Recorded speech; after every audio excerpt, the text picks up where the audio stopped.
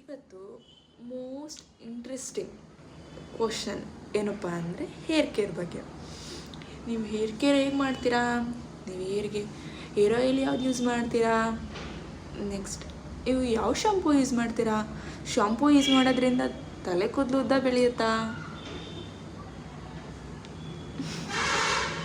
ಏರ್ನ ಫ್ರೀಯಾಗಿ ಬಿಡೋದ್ರಿಂದ ತಲೆ ಕೂದಲು ಉದುರುತ್ತಾ ಜಾಸ್ತಿ? ಇಲ್ಲ ಯಾವಾಗಲೂ ಜಡೆನೇ ಹಾಕ್ಕೊಂಡಿರ್ಬೇಕಾ? ಯಾವಾಗಲೂ ಎಣ್ಣೆ ಹಾಕ್ಕೊಂಡಿದ್ರೆ ಚೆನ್ನಾಗಿ ಬೆಳೆಯುತ್ತಾ ತಲೆ ಕೂದಲು? ಈ ಕ್ವಶನ್ಗೆಲ್ಲ ಇವತ್ತು ನಾನು ಉತ್ತರ ಕೊಡ್ತೀನಿ. ಏರ್ನ ಯಾವ ಥರ ಕೇರ್ ಮಾಡೋದು? ಯಾವ ಶಾಂಪು ದುಬಾರಿ ಶಾಂಪನ್ನ ಯೂಸ್ ಮಾಡಿದ್ರೆ ಏರ್ ತುಂಬ ಉದ್ದ ಬರುತ್ತಾ? ಏರ್ ಕೇರ್ ಮಾಡೋದಕ್ಕೆ ದುಬಾರಿ ಶಾಂಪ್ನೇ ಯೂಸ್ ಮಾಡಬೇಕಾ? ಅಥವಾ ನಾವು ನಾರ್ಮಲಾಗಿ ಯೂಸ್ ಮಾಡೋ ಶಾಂಪ್ನ ಯೂಸ್ ಮಾಡಿದ್ರೆ ಆಗುತ್ತಾ? ನಾನಿವತ್ತು ಏರ್ ಕೇರ್ ನಮ್ಮ ಮನೇಲೇ ಯಾವ ರೀತಿ ಮಾಡೋದು ಅಂತ ನಾನಿವತ್ತು ನಿಮಗೆ ತಿಳಿಸ್ಕೊಡ್ತೀನಿ. ಏನಪ್ಪ ಮಾಡೋದು ಏರ್ ಕೇರ್ ಅಂದರೆ ಅದನ್ನು ಮಾಡಬೇಕು ಇದನ್ನು ಮಾಡಬೇಕು.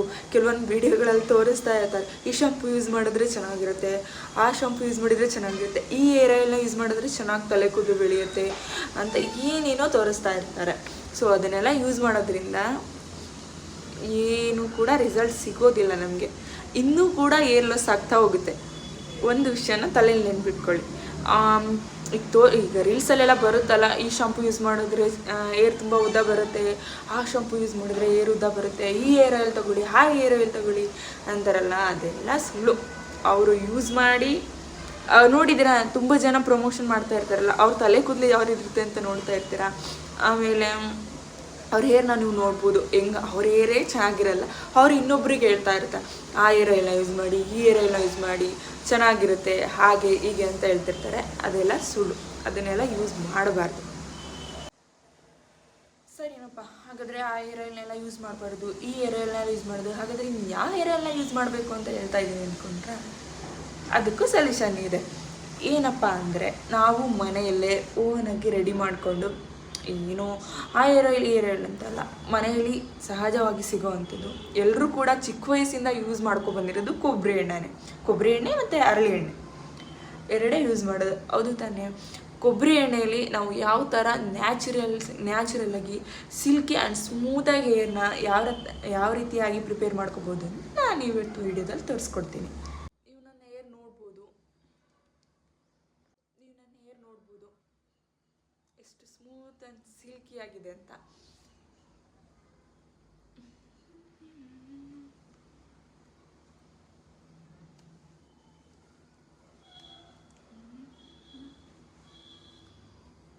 ಶಾಂಪೂ ಯೂಸ್ ಮಾಡೋದ್ರಿಂದ ಏರು ತುಂಬ ಉದ್ದ ಬೆಳೆಯಲ್ಲ. ಇದು ಒಂದು ತಪ್ಪು ಕಲ್ಪನೆ. ನಾವು ಶಾಂಪೂ ಯೂಸ್ ಮಾಡೋದು ಏನಕ್ಕೆ ಅಂದರೆ, ನಾವು ಎಣ್ಣೆ ಹಾಕ್ಕೊಂಡಿರ್ತೀವಲ್ಲ, ಅದೆಲ್ಲ ಹೋಗಲಿ, ಸ್ಮೂತ್ ಬರಲಿ ಅನ್ನೋ ಒಂದೇ ಕಾರಣಕ್ಕೆ ಗೋಸ್ಕರನ ಶಾಂಪು ಯೂಸ್ ಮಾಡೋದು. ಅದು ಬಿಟ್ಟು ಆ ಶಾಂಪು ಯೂಸ್ ಮಾಡಿದ್ರೆ ಹೇರ್ ತುಂಬ ಉದ್ದ ಬೆಳೆಯುತ್ತೆ, ಲಾಂಗ್ ಆಗುತ್ತೆ, ದಪ್ಪ ಬರುತ್ತೆ ಅನ್ನೋದೆಲ್ಲ ಸುಳ್ಳು. ಶಾಂಪು ಯೂಸ್ ಮಾಡೋದ್ರಿಂದ ಕೂದಲು ಉದ್ದ ಬೆಳೆಯಲ್ಲ. ಅದಕ್ಕೊಂದು ಕ್ಲಾರಿಟಿ ಕೊಟ್ಟಿದ್ದೀನಿ. ನೆಕ್ಸ್ಟ್, ಶಾಂಪು ನಾನು ಏನಕ್ಕೋಸ್ಕರ ಯೂಸ್ ಮಾಡ್ತಾ ಇದ್ದೀನಿ ಅಂದರೆ, ಶೈನಿಯಾಗಿರಲಿ, ಹೇರು ಶೈನಿಯಾಗಿರಲಿ, ಸ್ಮೂತಾಗಿ ಬರಲಿ. ನಾನು ಫಸ್ಟು ಶಾಂಪು ಯೂಸ್ ಮಾಡೋದಕ್ಕಿಂತ ಹೆಂಗಾಗ್ತಿತ್ತು ಅಂದರೆ, ಫುಲ್ಲು ಗಂಟು ಥರ ಸಿಕ್ಕಾಗ್ತಾಯಿತ್ತು, ಬಿಡಿಸೋದಕ್ಕೆ ತುಂಬ ರಫ್ ಇತ್ತು, ಹೇರು ಸಿಕ್ಕಾಗ್ತಾಯಿತ್ತು ಬಿಡಿಸೋದಕ್ಕೆ. ಅದಕ್ಕೋಸ್ಕರ ನಾನು ಒಂದು ಶಾಂಪೂನ ಯೂಸ್ ಮಾಡ್ತಾ ಇದ್ದೀನಿ. 2 months ಆಗಿದೆ, ಹೆಚ್ಚು ಕಮ್ಮಿ 2 months ಆಗಿದೆ, ಚೆನ್ನಾಗಿದೆ. ಅದರಿಂದ ಏನು ಏರ್ ಸುತ್ತ ಬೆಳೆಯೋದು ಅದೆಲ್ಲ ಆಗಲ್ಲ. ನಾವು ಯೂಸ್ ಮಾಡೋದೊಂದು ಕಾರಣ ಏನಂದರೆ, ನಮ್ಮ ಹೇರು ಸ್ಮೂತಾಗಿರಲಿ, ನಾವು ತಲೆ ಬಚ್ಬೇಕಾದ್ರೆ ಸ್ಮೂತಾಗಿರಲಿ ಅನ್ನೋ ಒಂದು ಕಾರಣಕ್ಕೆ ಮಾತ್ರ ಯೂಸ್ ಮಾಡೋದು ಶಾಂಪೂನ. ಅದರಿಂದ ಉದ್ದ ಬೆಳೆಯುತ್ತೆ ಅಂತ ಅನ್ಕೋಬೇಡಿ.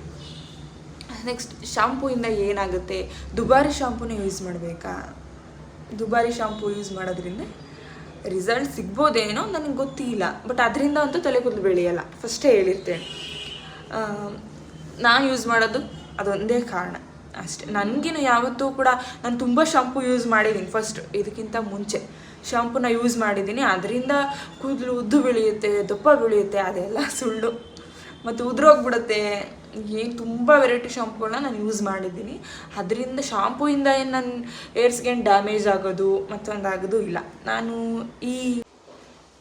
ಯಾವ ಯಾವ ಶಾಂಪು ಯೂಸ್ ಮಾಡ್ತೀನಿ ಅಂದರೆ ಕೆರಾಟಿನ್ ಪ್ರೋಟೀನ್ ಅವರ ಶಾಂಪು ಮತ್ತು ಕಂಡೀಷನರ್ ಎರಡೂ ಕೂಡ ಇದೆ.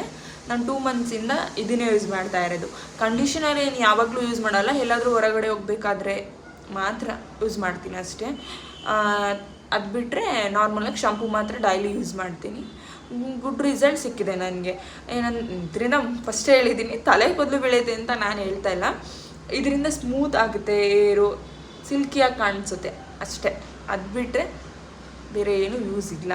ಅವೆರಡಕ್ಕೋಸ್ಕರನೇ ನಾನು ಇದನ್ನು ಯೂಸ್ ಮಾಡ್ತಾ ಇರೋದು. ನೆಕ್ಸ್ಟ್ ಇನ್ನೊಂದು ವಿಷಯ ಏನಪ್ಪ ಅಂದರೆ, ನಾನು ಆಲ್ರೆಡಿ ಒಂದು ವಿಡಿಯೋ ಅಪ್ಲೋಡ್ ಮಾಡಿದ್ದೀನಿ. ಅದು ಬೆಸ್ಟ್ ಏರ್ ಆಯಿಲ್ ನಾನು ಯೂಸ್ ಮಾಡಿದ್ದೀನಿ. ಫಸ್ಟು ಕೂಡ ಯೂಸ್ ಮಾಡಿದ್ದೀನಿ, ಚೆನ್ನಾಗಿದೆ.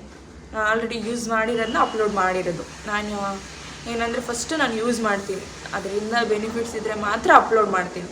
ಸುಮ್ಮನೆ ಅಪ್ಲೋಡ್ ಮಾಡಲ್ಲ. ಏನೇನೋ ಮಾಡಿ ಆ ಸೊಪ್ಪು ಈ ಸೊಪ್ಪು ತಂದು ಹಾಕಿ ತಲೆಗೆ ಹಚ್ಕೊಳ್ಳಿ ಅಂತ ನಾನು ಹೇಳಲ್ಲ. ಯಾಕಂದರೆ ನಾನು ಯೂಸ್ ಮಾಡಿ ನನಗೆ ರಿಸಲ್ಟ್ ಸಿಕ್ಕಿದ ಮೇಲೇ ನಾನು ಅದನ್ನು ಅಪ್ಲೋಡ್ ಮಾಡೋದು.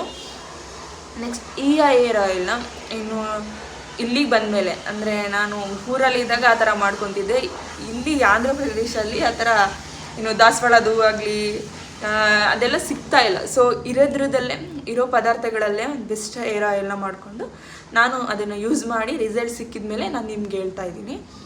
ಏನಪ್ಪ ಅಂದರೆ, ಜಸ್ಟ್ 3 ಇಂಗ್ರೀಡಿಯೆಂಟ್ಸ್ನ ಬಳಸ್ಕೊಂಡು ಹೇಗೆ ನ್ಯಾಚುರಲಾಗಿ ಏರ್ ಆಯಿಲ್ನ ರೆಡಿ ಮಾಡ್ಕೊಳ್ಳೋದು ಅಂತ ನಾನು ವಿಡಿಯೋದಲ್ಲಿ ತೋರಿಸ್ಕೊಡ್ತೀನಿ. ಅದಕ್ಕಿಂತ ಮುಂಚೆ ಏರ್ನ ಫ್ರೀಯಾಗಿ ಬಿಟ್ಟರೆ ಸ್ಪ್ಲಿಟ್ಸ್ ಆಗುತ್ತಾ, ನೆಕ್ಸ್ಟ್ ಅದೇ ಸಿಗ್ರು ಬರುತ್ತಾ, ಇದು ಕೂದಲಿದೆ ಏರ್ಸ್ ಇದೆಯಲ್ಲ ಮುಂದ್ಗಡೆ ತುದಿಲಿ ಸ್ಪ್ಲಿಟ್ಸ್ ಬರುತ್ತಾ, ಏರ್ನ ಡೈಲಿ ಫ್ರೀಯಾಗಿ ಬಿಟ್ಟರೆ ಸ್ಪ್ಲಿಟ್ಸ್ ಬರುತ್ತಾ, ಸಿಗ್ರು ಆಗುತ್ತಾ ಅಂತ. ನಾನು ಹೆಚ್ಚು ಕಡಿಮೆ 3 ತಿಂಗಳಾಯಿತು ಏರ್ ಕಟ್ ಮಾಡಿಸಿ, ಬಟರ್ಫ್ಲೈ ಏರ್ ಕಟ್ ಮಾಡಿಸಿ. ಆವಾಗಲಿಂದನೂ ಒಂದು ಸಾರಿ ಕೂಡ ಜಡೆನ ಹಾಕ್ಕೊಂಡಿಲ್ಲ. ಒಂದು ಸಾರಿನೂ ಕೂಡ ಜಡೆ ಹಾಕ್ಕೊಂಡಿಲ್ಲ. ನಾನು ಏರೇನು ಆವಾಗಲಿಂದ ಸ್ಪ್ಲಿಟ್ಸ್ ಬಂದು ಮುಂಚೆ ಬರ್ತಾಯಿತ್ತು, ಜಡೆ ಹಾಕೊತಿದ್ದೆ. ಆವಾಗ ಡೈಲಿ ಜಡೆ ಹಾಕ್ಕೊತಾ ಇದ್ದೆ, ಯಾಕಂದರೆ ಲಾಂಗ್ ಏರ್ ಇತ್ತು. ಆವಾಗ ಏನೋ ಫ್ರೀ ಏರ್ ಬಿಡೋದಕ್ಕೆ ಆಗ್ತಾ ಇರಲಿಲ್ಲ. ಸೊ ಡೈಲಿ ಜಡೆ ಹಾಕ್ಕೊತಾ ಇದ್ದೆ. ಆಗಲೇ ಜಾಸ್ತಿ ಸ್ಪ್ಲಿಟ್ಸ್ ಸಿಗ್ರು ಬರ್ತಾಯಿತ್ತು. ಕಟ್ ಮಾಡ್ತಾ ಇದ್ದೆ, ಆವಾಗವಾಗ ಕಟ್ ಮಾಡ್ತಾ ಇದ್ದೆ, ಸ್ಪ್ಲಿಟ್ಸ್ ಬರ್ತಾಯಿತ್ತು. ಈಗ ಸ್ಪ್ಲಿಟ್ಸ್ ಇಲ್ಲ. ಮೇ ಬಿ ಶಾಂಪೂಯಿಂದನೂ ಇರ್ಬೋದು, ಸ್ಪ್ಲಿಟ್ಸ್ ಅದೇ ಸಿಗ್ರು ಇಲ್ಲ. ಶಾಂಪೂ ಯೂಸ್ ಮಾಡೋದ್ರಿಂದ ಬೆಸ್ಟ್ ಇದೇ ರಿಸಲ್ಟ್ ಸಿಕ್ಕಿದೆ, ನಾನು ಇಲ್ಲ ಅಂತ ಇಲ್ಲ. ಅದು ಓನ್ಲಿ ಸಿಲ್ಕ್ ಆ್ಯಂಡ್ ಶೈನಿಯಾಗಿ ಬರೋದಕ್ಕಷ್ಟೇ ಏರು, ಅದು ಬಿಟ್ಟು ಉದ್ದ ಬೆಳೆಯೋದಕ್ಕಲ್ಲ. ನೆಕ್ಸ್ಟು ಏನು ಯಾವಾಗಲೂ ಜಡೆ ಹಾಕ್ಕೊಂಡು ಇಲ್ಲಿ ಫ್ರೀ ಏರ್ ಬಿಟ್ಟರೆ ಏರ್ ಫಾಲ್ ಆಗುತ್ತಾ ಜಾಸ್ತಿ, ಅದೆಲ್ಲ ಸುಳ್ಳು. ಫ್ರೀ ಏರ್ ಬಿಟ್ಟರೆ ಏರ್ ಫಾಲ್ ಆಗುತ್ತೆ ಜಾಸ್ತಿ. ಫ್ರೀ ಏರ್ ಬಿಟ್ಟರೆ ಏನಾಗುತ್ತೆ ಗೊತ್ತಾ, ಜಾಸ್ತಿ ಸಿಕ್ಕಾಗುತ್ತೆ. ಅದನ್ನು ಬಿಡಿಸುವಾಗ ಏರ್ ಫಾಲ್ ಆಗುತ್ತೆ. ಅದನ್ನು ಬಿಟ್ಟರೆ ಫ್ರೀ ಏರ್ ಬಿಟ್ಟಾಗ ಜಾಸ್ತಿ ಏರ್ ಫಾಲ್ ಆಗುತ್ತೆ ಅನ್ನೋದು ತಪ್ಪು. ನೀವು ಕಂಡೀಷನರ್ ಯೂಸ್ ಮಾಡಿದಾಗ ಸಿಕ್ಕಾಗಲ್ಲ ಜಾಸ್ತಿ. ಆವಾಗ ಜಾಸ್ತಿ ಕೋಮ್ ಮಾಡಬೇಕಾದ್ರೆ ಜಾಸ್ತಿ ತಲೆ ಕೂದಲು ಉದ್ರಲ್ಲ. ನೆಕ್ಸ್ಟ್ ಜಾಸ್ತಿ ಜನಕ್ಕೆ ಅಯ್ಯೋ ನನ್ನ ತಲೆ ಕೂದಲು ಉದುರುತ್ತಿದೆಯಲ್ಲ ಅಂತ ಅದೇ ಟೆನ್ಷನ್ ಜಾಸ್ತಿ. ಆವಾಗ ಏನಾಗುತ್ತೆ, ಮತ್ತೆ ಉದುರುತ್ತೆ. ಸೊ ರಿಲ್ಯಾಕ್ಸಾಗಿರಿ. ನೆಕ್ಸ್ಟ್ ಹೇಳ್ತಾರೆ ಆ ಪ್ರೋಟೀನ್ ತಿನ್ನಬೇಕು, ಈ ಪ್ರೋಟೀನ್ ತಿನ್ನಬೇಕು, ಅದು ತಿಂದರೆ ಮಾತ್ರ ಚೆನ್ನಾಗಿ ಬೆಳೆಯುತ್ತೆ ಅಂತ. ಹೌದು, ತಿನ್ನಬೇಕು. ಆದರೆ ಕೆಲಸದ ಒತ್ತಡದಲ್ಲಿ ತಿನ್ನೋಕ್ಕಾಗ್ತಾ ಇರಲ್ಲ. ಎಲ್ರಿಗೂ ಇಷ್ಟನೇ ತಿನ್ನಬೇಕಂತ, ಆದರೆ ಕೆಲಸದ ಒತ್ತಡದಲ್ಲಿ ಯಾರಿಗೂ ತಿನ್ನೋಕ್ಕೆ ಆಗ್ತಾ ಇರಲ್ಲ. ಸೊ ಏರ್ಗೆ ಒಂದು ಬೆಸ್ಟ್ ಏರ್ ಆಯಿಲ್ನ ನಾನು ನಿಮಗೆ ಸಜೆಷನ್ ಮಾಡ್ತೀನಿ. ಫಸ್ಟ್ ನಾನಿಲ್ಲಿ 4 ಬೆಟ್ಟದ ನೆಲ್ಲಿಕಾಯಿ ತೊಗೊತಾ ಇದ್ದೀನಿ.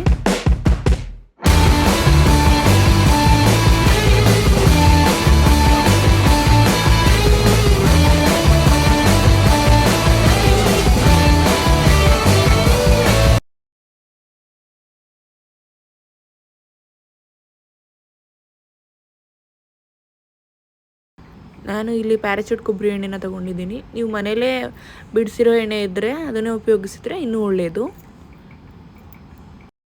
ನಂತರ ಸ್ವಲ್ಪ ಎಣ್ಣೆ ಬಿಸಿ ಆದಮೇಲೆ ಅದರೊಳಗೆ ಬೆಟ್ಟದ ನೆಲ್ಲಿಕಾಯಿನ ಹಾಕ್ತಾಯಿದ್ದೀನಿ.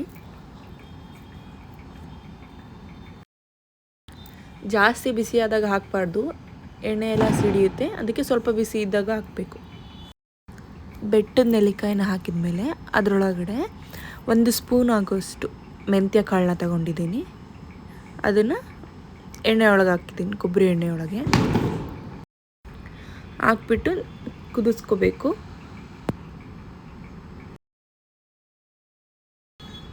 ಒಂದು 15 ನಿಮಿಷನಾದರೂ ಅದನ್ನು ನೀಟಾಗಿ ಕುದಿಸ್ಕೋಬೇಕು. ಅದು ತಳ ಹೊತ್ತದೇ ಇರೋ ಥರ ನೋಡ್ಕೋಬೇಕು.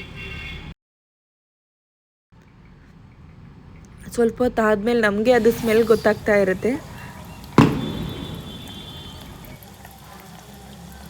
ಜಲ್ ಫಾರ್ಮಾಗಿ ಅದು ಪ್ರಿಪೇರ್ ಆಗ್ತಾ ಇರುತ್ತೆ ನೀಟಾಗಿ ಬಾಯ್ಲ್ ಆದಮೇಲೆ. ನೀವೇ ನೋಡ್ತಾ ಇರ್ಬೋದು ಯಾವ ಥರ ಕಲರ್ ಆಗ್ತಿದೆ ಅಂತ. ಆವಾಗ ಸ್ಪೂನಲ್ಲಿ ತಿರುಗಿಸ್ತಾ ಇರಬೇಕು, ಇಲ್ಲಾಂದರೆ ತಳ ಹಿಡಿದ್ಬಿಡುತ್ತೆ. ಆಲ್ಮೋಸ್ಟ್ ಚೆನ್ನಾಗಿ ಬಂದಿದೆ. ಆಗಿದೆ. ಫೈನಲ್ ಏರ್ ಆಯಿಲ್ ಕಲರ್ ಈ ಥರ ಇರುತ್ತೆ ನೋಡ್ಬೋದು. ಆದರೆ ಇದನ್ನು ಮಾಡಿದ ದಿನನೇ ಯೂಸ್ ಮಾಡೋ ಹಾಗಿಲ್ಲ. ನಾನಿವಾಗ ಆಯಿಲ್ನ ಏರ್ಗೆ ಯಾವ ರೀತಿ ಅಪ್ಲೈ ಮಾಡೋದು ಅಂತ ತೋರಿಸ್ಕೊಡ್ತೇನೆ.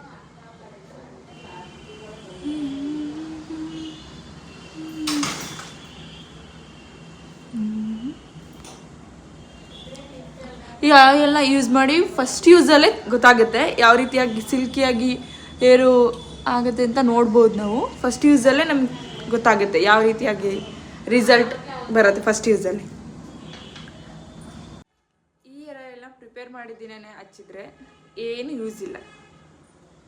ಯಾಕಂದರೆ ಇದನ್ನು ಪ್ರಿಪೇರ್ ಮಾಡಿ 2 ಡೇಸ್ ಆದಮೇಲೆ ಇದನ್ನು ಏರ್ಗೆ ಅಪ್ಲೈ ಮಾಡಬೇಕು, ಆವಾಗ ರಿಸಲ್ಟ್ ಬರುತ್ತೆ. ನಾವು ಫಸ್ಟು ಪ್ರಿಪೇರ್ ಮಾಡಿದ ದಿನನೇ ಹಚ್ಬಿಟ್ರೆ ಏನೂ ರಿಸಲ್ಟ್ ಸಿಕ್ಕಲ್ಲ ನಮಗೆ.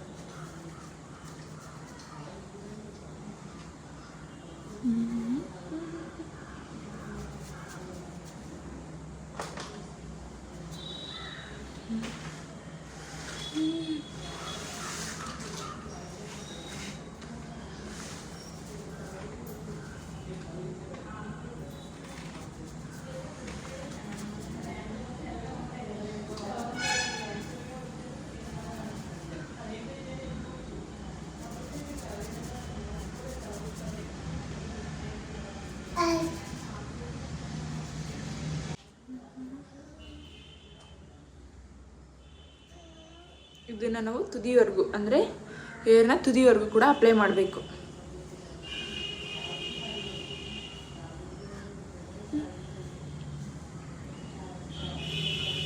ಪೂರ್ತಿಯಾಗಿ ಅಪ್ಲೈ ಮಾಡಬೇಕು.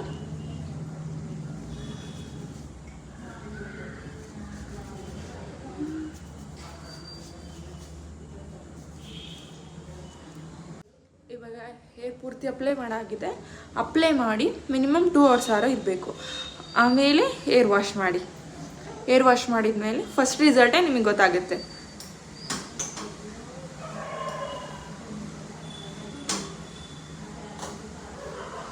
Thank you for watching my videos. ಹೀಗೆ ಸಪೋರ್ಟ್ ಮಾಡ್ತಾ ಇರಿ. ಸಬ್ಸ್ಕ್ರೈಬ್ ಮಾಡೋದನ್ನ ಮರಿಬೇಡಿ. Love you all. Bye. Next ವಿಡಿಯೋದಲ್ಲಿ ಒಂದು ಹೊಸ ವಿಡಿಯೋ ಜೊತೆ ನಿಮ್ಗೆ ಸಿಗ್ತೀನಿ. ಬಾಯ್.